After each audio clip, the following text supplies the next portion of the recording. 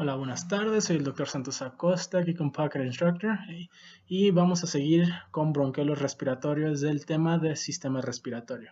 Entonces ya hablamos que los bronquiolos respiratorios es el primer sitio donde hay intercambio gaseoso. Entonces aquí empieza como tal la respiración. Vamos a ver que aquí estos chipotitos se llaman alveolos y ya salen directamente de lo último que es el bronquiolo y al final el saco alveolar.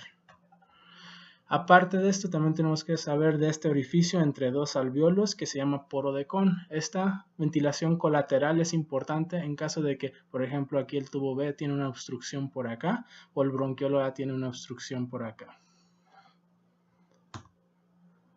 Ya los alveolos como tal, vamos a ver que tienen principalmente neumocitos tipo 1, neumocitos tipo 2 y alguno que otro macrófago alveolar. El tipo celular más abundante es el neumocito tipo 2, pero debido a que están tan aplanados, los neumocitos tipo 1 son los que toman la mayor superficie. El neumocito tipo 1, junto con el capilar, es encargado como tal del intercambio gaseoso. El neumocito tipo 2 se encarga de la regeneración tanto de los neumocitos tipo 1 y tipo 2 y también, muy importante, produce lo que se llama el factor surfactante. El factor surfactante es un agente tensoactivo a nivel de los alveolos que previene que se colapsen. Cuando expiras, pues se retrae el alveolo y puede colapsarse y como tal ya después es muy difícil que se abran de nuevo. Entonces el factor surfactante es muy importante para que no se bloqueen los alveolos. Los macrófagos alveolares aquí, pues como vieron ya no tenemos moco, no tenemos nada. Entonces los macrófagos alveolares son los encargados de limpiar a nivel de los alveolos. Estas células también producen sustancias tóxicas como la elastasa. ¿Por qué es importante eso? Porque nosotros tenemos muchas fibras elásticas a nivel de los alveolos que permiten que se distiendan y se retraigan de forma constante para que entre y salga aire. Hay una enzima que regula esta elastasa que se llama antitripsina alfa 1. Entonces, si hay mucha elastasa producida por los macrófagos, pues no tenemos tantas fibras elásticas y la ventilación está disminuida. Esto es lo que pasa en el enfisema. La razón que los fumadores, fumar tabaco, se asocia tanto a enfisema es que el humo de tabaco inhibe lo que se llama la antitripsina alfa 1. Si no hay antitripsina alfa 1, no hay degradación de elastasa, aumenta la elastasa, aumenta la degradación de fibras elásticas, entonces disminuye la elasticidad a nivel de los alveolos, nos lleva a disminución de ventilación. Aquí tenemos una foto de alveolos, vemos estas células planas, epitelio plano simple, con ausencia de células rojas, no vemos nada de sangre por aquí, entonces nuestra opción más fácil es los alveolos y aparte que forman esta red entre sí, es muy característico al corte histológico. Ya estas células más gorditas, ya vamos a hablar de neumocitos tipo 2, estos regeneran y también producen el factor surfactante para que los alveolos no se colapsen.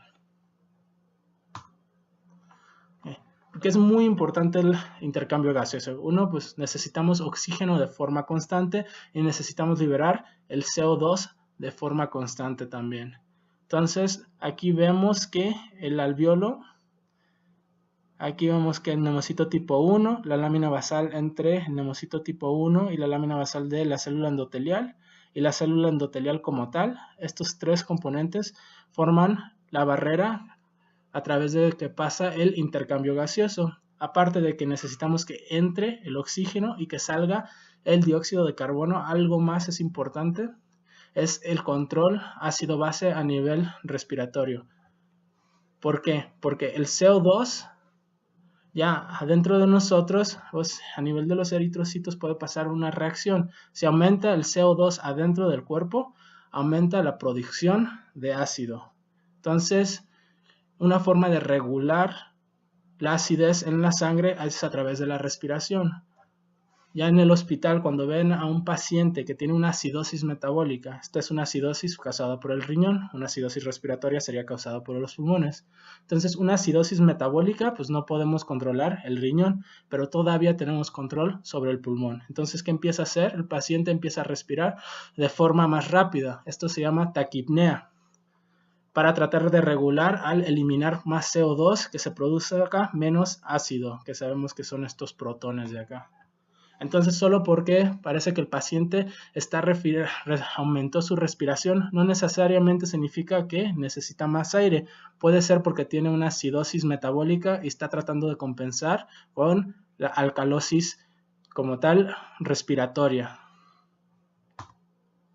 Okay. Otros datos de los que hay que hablar es la tos y el estornudo. ¿Por qué son tan diferentes? Pues hay dos lugares donde causan una reacción explosiva, sale aire de forma explosiva para tratar de eliminar un irritante. Si te irrita la nariz, se llama estornudo. Si te irrita a nivel de la laringe, pues se va a llamar tos. Entonces, ya sabemos que estos dos suenan diferentes. También el sistema respiratorio tiene una irrigación doble. ¿Qué quiere decir eso? Que tiene una irrigación tanto por la arteria pulmonar como la arteria bronquial. Las arterias pulmonares, si sabemos, llevan a sangre desoxigenada, entonces van a los pulmones para oxigenarse, mientras que las arterias bronquiales son las que nutren los bronquios como tal. Otro epitelio importante del que tenemos que hablar es el mesotelio de la pleura. La cavidad pleural está entre como tal los pulmones y la cavidad torácica. Se forma por la pleura visceral que recubre el pulmón y la pleura parietal que recubre la cavidad torácica. Esto que nos permite al respirar, al meter y sacar aire, pues hay fricción entre tanto la pleura visceral y la pleura parietal. Al tener esta cavidad pleural llena de líquido pleural, disminuye esta fricción y no causa dolor a la inspiración. También es importante el sistema nervioso autónomo. Vamos a ver que los bronquiolos específicamente están inervados tanto parasimpáticamente como simpático. El sistema parasimpático causa broncoconstricción, mientras que el sistema simpático causa broncodilatación. ¿Esto qué quiere decir? Que en caso de que un paciente tiene broncoconstricción, y esa es la razón por la que no puede respirar, porque no puede pasar aire. En caso de un paciente asmático, por ejemplo, lo que queremos es apoyar el sistema simpático. Entonces le damos un simpático mimético que imita lo que hace el simpático, que broncodilata. Un ejemplo muy clásico es el agonista beta 2, salbutamol. Mientras que queremos inhibir el parasimpático. Un ejemplo muy básico es el antagonista de muscarínico, que es el ipratropio. Si combinas el salbutamol con el ipratropio, se llama convivent. Ahora, pues, en general del sistema respiratorio inferior vamos a hablar de su histología. Vamos a ver que en la tráquea empieza pues ese epitelio respiratorio, epitelio cilíndrico pseudoestratificado ciliado, y muy característica es su cartílago grande en forma en C. Ya los bronquios siguen igualitos, pero ya tienen cartílago más de forma irregular. Ya cuando ya no hay cartílago, ya lleva el nombre de bronquiolo, y aquí lleva un epitelio columnar acuboide. Aquí ya vamos a encontrar también las células de Clara. Como no hay cartílago, no tiene el apoyo, pues se puede colapsar ya a nivel del bronquiolo. Entonces estas células de Clara producen el factor tensoactivo que ayuda a que no se colapsen a la aspiración. El bronquiolo respiratorio, ya aquí ya empieza la respiración, ya ahí los alvéolos empiezan a salir a nivel de los bronquiolos respiratorios. Y finalmente el salgo alveolar, el alvéolo, ya tenemos a los neumocitos tipo 1, neumocitos tipo 2 y macrófagos alveolares. Okay, vamos a repasar ya unas imágenes, ya se terminó el tema del sistema respiratorio. Ahora a repasar imágenes. Aquí si vemos hay piel, es epitelio plano estratificado, y si vemos esto que se desprendió, esto es estrato córneo.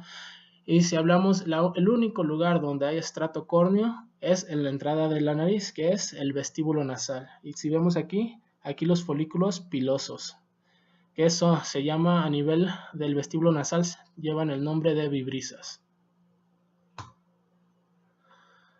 Aquí esta es una imagen de una laringe, pues aquí vemos el cartílago elástico, que ya hablamos que a nivel de la laringe, y vemos que al nivel superficial que pues no hay epitelio respiratorio como tal, hay epitelio plano estratificado pero sin estrato córneo.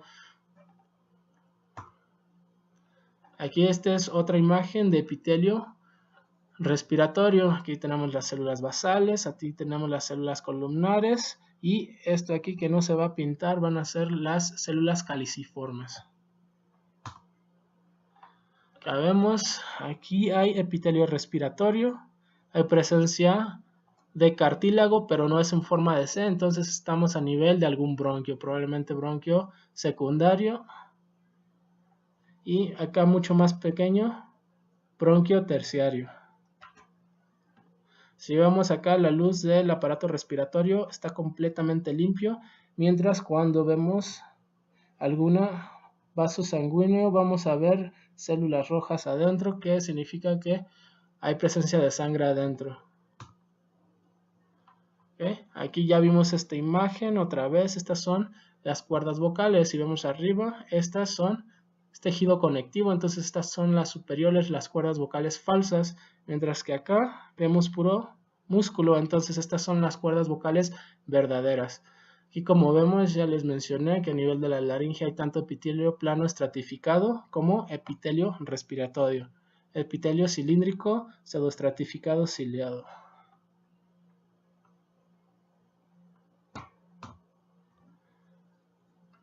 Aquí pues ya estamos hablando de neumocitos, entonces estamos hablando de alvéolos.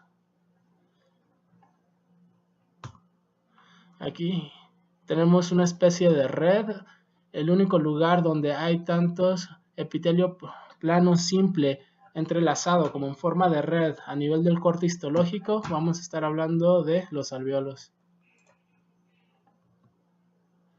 Aquí este es un poquito más raro. Este es el epitelio olfatorio. Si vemos por la parte de abajo están las glándulas de Bowman y ya como tal a la mitad tenemos las neuronas, más arriba vemos los núcleos de las células sustenticulares y a mero abajo tenemos las células basales. Okay, aquí tenemos, aquí está el alvéolo y esto ya más grueso. Si vemos epitelio cuboide, estamos hablando del bronquiolo, como está tan cerca, pero todavía no salen los alvéolos de aquí. Vamos a ver que es un bronquiolo terminal. Acá también vemos otro bronquiolo. Aquí vemos que este espacio grueso de músculo liso, como ya les dije, la broncoconstricción y broncodilatación, el efecto es principalmente a nivel de los bronquiolos. Y esta cantidad de músculo liso nos lo demuestra. Aquí otra vez vemos unos bronquiolos rodeados por alvéolos. Okay, ahora unas preguntas. ¿Cuál es el síndrome que se asocia a la disfunción de esta estructura con infecciones respiratorias recurrentes? Entonces, ¿cuál es esta estructura? Aquí si nos acordamos de...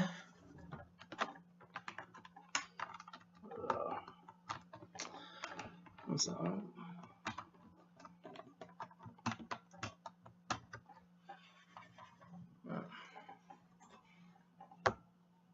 A ver, aquí si nos acordamos, estos son lo que se llama un doblete. Tenemos 1, 2, 3, 4, 5, 6, 7, 8, 9 dobletes y aquí 12 microtúbulos individuales a nivel del centro. Entonces, 9 dobletes en la periferia con 2 microtúbulos centrales. Vamos a tener que esto pertenece a un cilio, ¿no? Entonces, si el cilio está afectado, los microtúbulos del cilio está afectado y ya hablamos de un síndrome que está asociado a infecciones respiratorias recurrentes porque los cilios no están barriendo bien el moco, estamos hablando del síndrome de Cartenegger, ¿sí?